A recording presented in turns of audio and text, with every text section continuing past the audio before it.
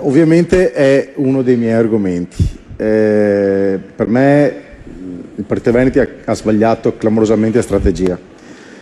O meglio, sto costretto a sbagliare strategia perché l'errore madornale è stato candidare Antonio Guadagnini come candidato presidente.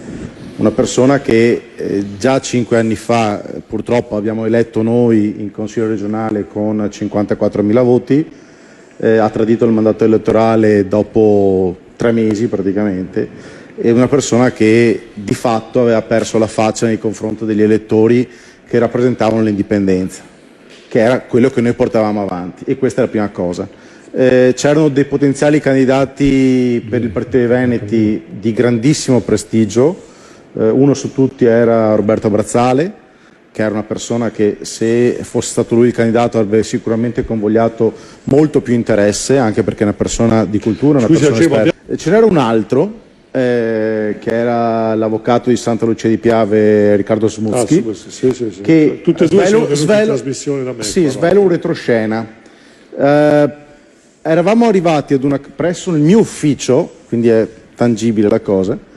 Eravamo arrivati ad un accordo tra forze indipendentiste, compresa la base di Indipendenza Veneta, compreso Riccardo Smuschi, più altre liste indipendentiste, al fine di fare una lista indipendentista con il candidato Riccardo Smuschi. Avevamo l'ok da parte di tutti. Purtroppo è successo qualcosa, non si è capito che cosa, e Riccardo Smuschi poi è andato a correre con il Partito dei Veneti. Le abbiamo detto: guarda che se il candidato governatore è Guadagnini, il risultato sarà quello che sarà, e si è dimostrato.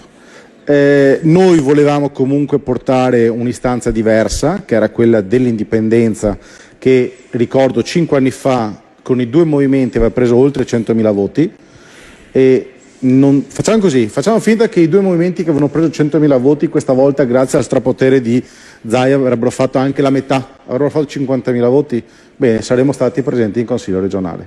Purtroppo la nostra lista indipendentista è stata cassata e la colpa è determinata da Antonio Guadagnini. Quindi mi dispiace per il progetto del Partito dei Veneti in quanto partito territoriale sia naufragato miseramente con questi dati, con questi numeri.